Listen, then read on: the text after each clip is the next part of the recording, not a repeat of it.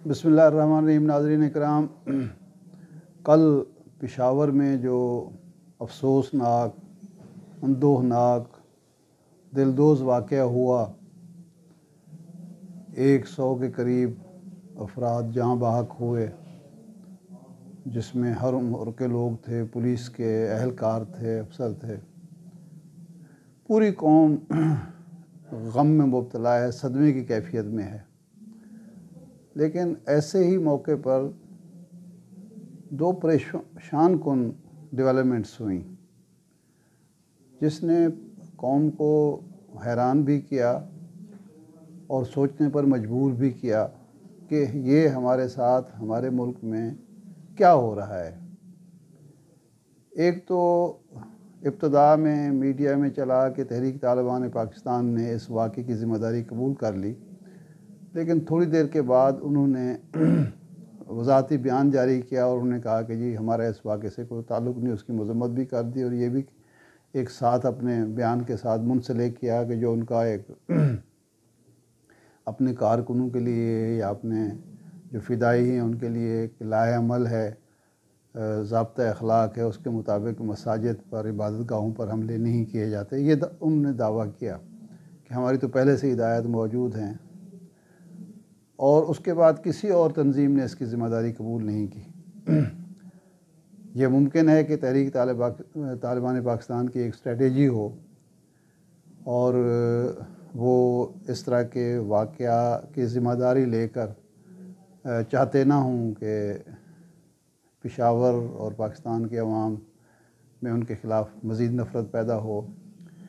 लेकिन ये बयान, जो दूसरा बयान जारी हुआ है,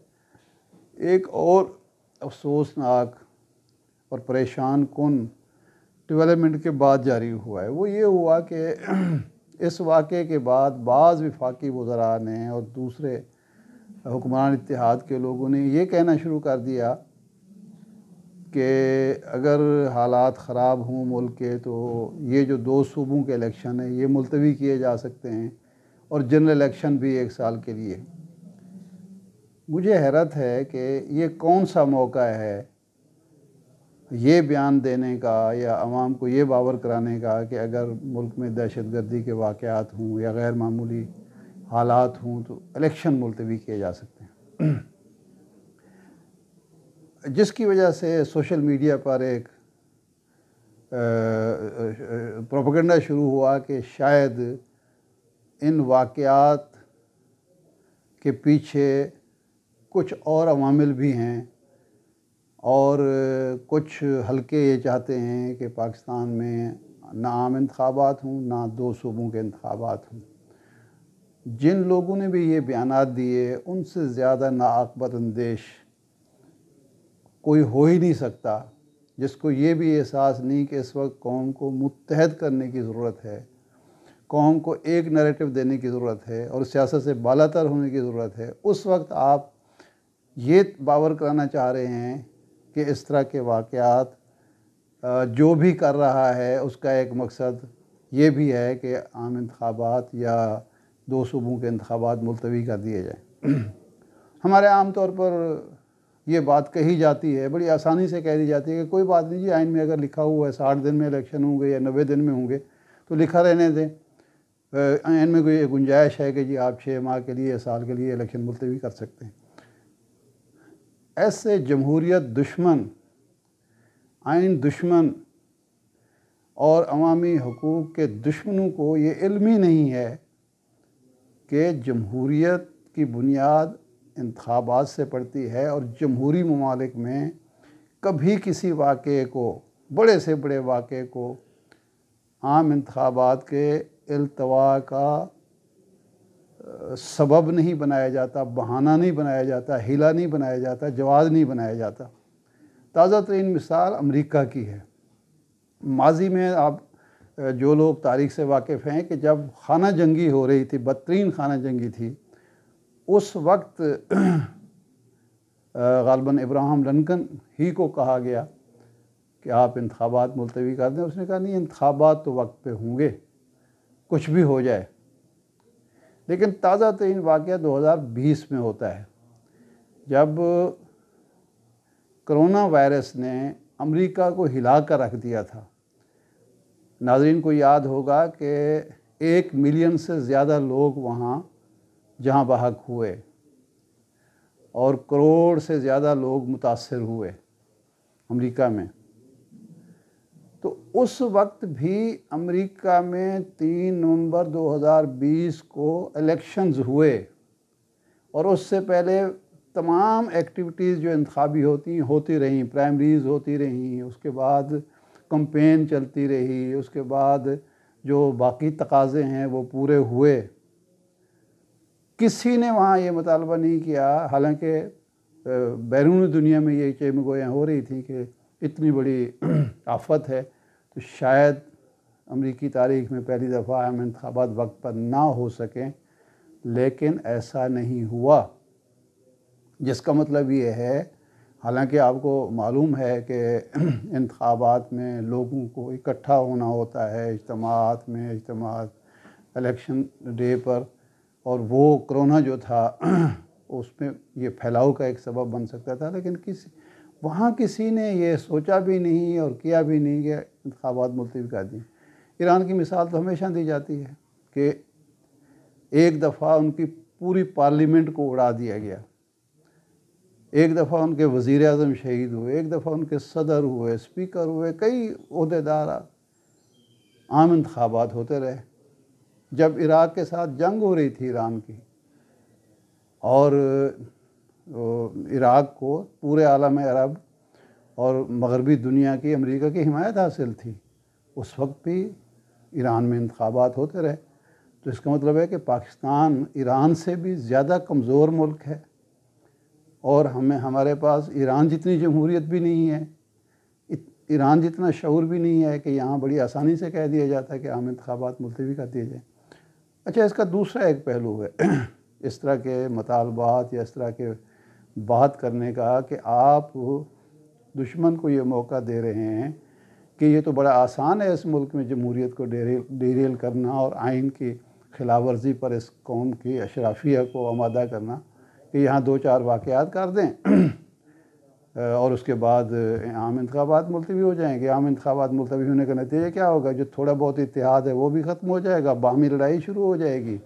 الزام تراشی شروع ہو جائے گی، ایک فریق جو ہے وہ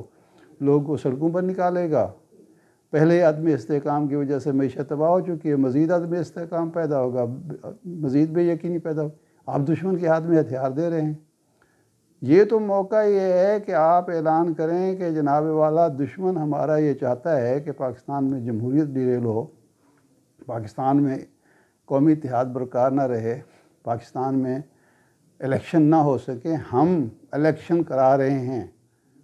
اور آئین کے تقاضوں کے مطابق کرا رہے ہیں، اور چونکہ اگر باری باری الیکشن کرائیں گے تو زیادہ اخراجات آئیں گے کہ پہلے ہم کو صوبائی اسمبلی کے انتخابات کرائیں، پھر ہم ضمنی انتخابات کریں، اس پر اربوں روپیہ خرچ کریں، پھر اس کے بعد 3-4 ماہ کے 5 مہینے کے بعد جنرل الیکشن کریں، تو ہم ایک ہی دفعہ الیکشن کرا رہے ہیں اپریل میں، تاکہ اخراجات بھی بچ جائے اور دشمن کو یہ پیغام چلا جائے کہ جناب ہم آپ کے دباؤ میں آنے والے نہیں۔ اس کی بجائے جناب میڈیا پہ بھی بعض لوگ آواز اٹھا رہے ہیں، اور ہمارے حکمران اتحاد کے لوگ بھی اور وفاقی وزیر بھی یہ کہنا شروع ہو گئے کہ انتخابات ملتوی ہو سکتے ہیں۔ یعنی دشمن کو یا دشمن کے ایجنٹوں کو یا یہاں جو بے یقینی پھیلانے والے ہیں یہ کہنے کا موقع دے رہے ہیں کہ یہ جو ہم پر حملہ ہوا ہے پشاور میں، یا اس سے پہلے جو حملے بنوں میں ہوا اس سے پہلے ہو رہے ہیں، یہ اس لیے نہیں ہو رہے کہ یہ ہمارے دشمن جو ہیں پاکستان کے خلاف سرگرم ہو رہے ہیں، بلکہ اس لیے ہو رہے ہیں کہ انتخابات نہ ہونے پائیں۔ تو آپ یہ جو لوگ اس طرح کی بیان بازی کر رہے ہیں وہ یہ ثابت کرنا چاہتے ہیں کہ یہ کسی بائی ڈیزائن ایسا ہو رہا ہے۔ حقیقت یہ ہے کہ یہ جو کچھ ہو رہا ہے یہ ہمارے دشمنوں کی ایک چال ہے، اور کسی نہ کسی سطح پر ہمارے وہ دوست نما دشمن بھی اس میں شامل ہوں گے جنہیں افغانستان میں ہزیمت اٹھانی پڑی، جنہیں افغانستان سے نکلنا پڑا، اور انہیں یہ اندیشہ محسوس ہو رہا ہے کہ افغانستان میں روس کی بڑھتی ہوئی سرمایہ کاری، چین کی بڑھتی ہوئی دلچسپی کے بعد شاید اس علاقے میں ہمارا اثر و رسوخ کم ہو جائے گا، اور وہ اپنا اثر و رسوخ برقرار رکھنے کے لیے اور پاکستان کو ایک بار پھر میدان جنگ بنانے کے لیے اس طرح کی کارروائیوں کی حوصلہ افزائی کر رہے ہیں، اور وہ چاہتے ہیں کہ اس دہشت گردی سے 3 مقاصد حاصل کیے جائیں۔ ایک تو پاکستان اور افغانستان کے درمیان بدمزگی پیدا کی جائے، کشمکش پیدا ہو، ایک تنازع پیدا ہو۔ ہم الزام لگائے ہیں کہ افغانستان کی سرزمین جو ہے وہ استعمال ہو رہی ہے، اور افغانستان کے حکمران کہیں کہ جی ہم تو چاہتے تھے کہ آپ لوگ صلح صفائی سے، مذاکرات سے یہ معاملات طے کریں، آپ نے نہیں کیا تو ہم کیا کر سکتے ہیں، اور اس طرح سے ایک تنازع کھڑا ہو۔ دوسرا یہ ہے کہ اس تنازع کی وجہ سے ہمارے جو باقی دشمن ہیں، یہ آزاد بلوچستان کے علیحدگی پسند ہیں، یہ دوسرے جو لوگ فاٹا کے انضمام کے مخالف تھے اور اب بھی ہیں، اور اس طرح کے جو عناصر ہیں اندرون ملک، ان کو تقویت ملے، اور وہ ایک لڑائی جو ہماری افغانستان میں تبدیلی کے بعد یا امریکی انخلاء کے بعد جو ہماری مغربی سرحد محفوظ ہے وہ محفوظ نہ رہے، اور ہمارے باہمی اختلافات میں اضافہ ہو۔ اور ایک مقصد یہ بھی ہو سکتا ہے کہ معاملات کو اتنا بڑھا دیا جائے کہ کسی سطح پر اقوام متحدہ یا امریکہ کو مداخلت کا جواز مل جائے، اور بھارت ظاہر ہے اس کے پیچھے ہوگا۔ تو بجائے اس کے کہ ہم اپنے دشمن کو پہچانیں اور اپنا فوکس جو ہے، میں کل سن رہا تھا سابق وزیر داخلہ آفتاب شیرپاؤ صاحب کو، ایک آدمی وزیر داخلہ بن گیا ہے اور اس کو بات کرنے کی تمیز ہی نہیں ہے۔ وہ کہہ رہے ہیں کہ جناب یہ جو امن مذاکرات ہوئے، جس کے نتیجے میں 3-3.5 سال تک یہاں دہشت گردی رکی رہی، اس کی وجہ سے ان دہشت گردوں کے TTP کے حوصلے بلند ہو گئے، وہ مضبوط ہو گئے۔ بھائی جب امن کا وقفہ ملا تھا تو ہم کیوں مضبوط نہیں ہوئے، ہمارے حوصلے کیوں بلند نہیں ہوئے؟ یہ تو بڑی ناکامی ہے، نالائکی ہے کہ ایک کمزور فریق جو ہے وہ مضبوط ہو گیا، اس کے حوصلے بلند ہو گئے، اور ہم جو طاقتور ہیں ان کو گھٹنوں پر لانے کی بجائے ہم کمزور ہو گئے۔ اس قسم کی جاہلانہ اور احمقانہ بیان بازی سے ہوتا یہ ہے کہ یہ جو عناصر جو بھی ہیں وہ واقعتاً ان کو احساس ہوتا ہے طاقت کا، اور لوگ جو ہیں پاکستانی عوام اور فورسز کے لوگ جو ہیں وہ ڈی مورلائز ہوتے ہیں۔ اور یہی ہمارے حکمرانوں کا معاملہ ہے کہ ہمارے وزیر داخلہ صاحب